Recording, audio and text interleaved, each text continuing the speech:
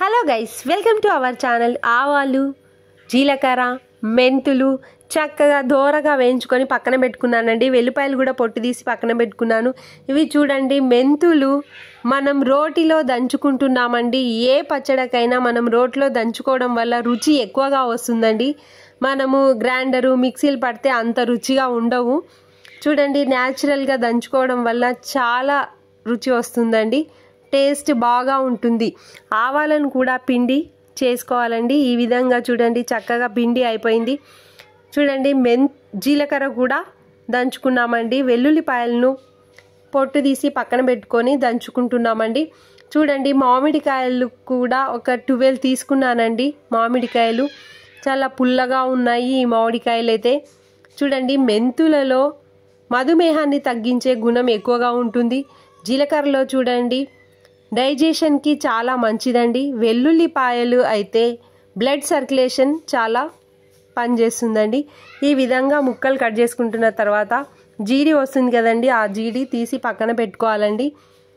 ఈ పక్కన పెట్టుకున్నటువంటి జీడితో ఏం చేస్తారో తర్వాత చెప్దాము.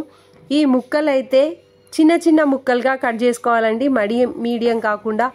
ముందుగా దంచి పెట్టుకున్నటువంటి మెంతిపిండి, ఆవపిండి, జీలకర్ర పిండి మొత్తం కలుపుతున్నాను. వెల్లుల్లిపాయలను కొన్ని వేసుకోవాలండి పచ్చట్లో. తర్వాత 1/2 కప్పు అంటే 1/2 గ్లాసు సాల్ట్ను వేసుకుంటున్నాను. తర్వాత చూడండి, ఫుల్ గ్లాసు మొత్తం గ్లాసు కారం పొడిని వేసుకుంటున్నాను. ఇది 3 మ్యాంగో కారం అండి. నేనైతే ఇది యూజ్ చేస్తున్నాను, మీ ఇష్టం. తర్వాత చూడండి, ఈ విధంగా మిక్స్ చేసుకోవాలండి. మొత్తం మిక్స్ చేసుకున్న తర్వాత చూడండి, ముక్కలకు పట్టే విధంగా మిక్స్ చేసుకోవాలి మొత్తము. పచ్చడి మాత్రం చాలా బాగుంటుందండి. చూడండి, ఆయిల్ హీట్ ఎక్కిన తర్వాత మనం ముందుగా తీసినటువంటి జీడిని ఆయిల్లో వేయించుకోవాలండి. ఇది జీడి అందరూ తీసి పడేస్తారు, కానీ మేమైతే ఆయిల్లో డీప్ ఫ్రై చేయాలండి. బ్రౌన్ కలర్ వచ్చేంత వరకు డీప్ ఫ్రై చేసి ఇప్పుడు కలిపినటువంటి ముక్కల్లో వేసుకోవాలి.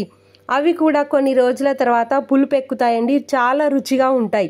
ఇప్పుడు అదే ఆయిల్లో మనం ఏం చేస్తున్నామంటే ఎండుమిర్చి, ముందుగా దంచి పెట్టుకున్నటువంటి వెల్లుల్లి పేస్టు, జీలకర్ర ఇవన్నీ వేసుకొని తాలింపు పెట్టుకుంటున్నామండి. చిటికెడు పసుపు కూడా వేసుకోవాలి.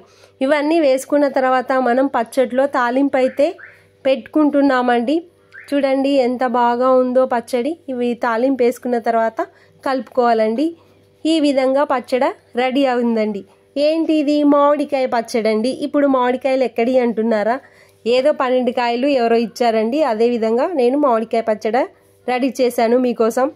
చూడండి, ఈ వీడియో కనుక నచ్చినట్లయితే like, share and subscribe our channel. ఇంకా మంచి విషయాలతో మీ ముందుకు వస్తానండి.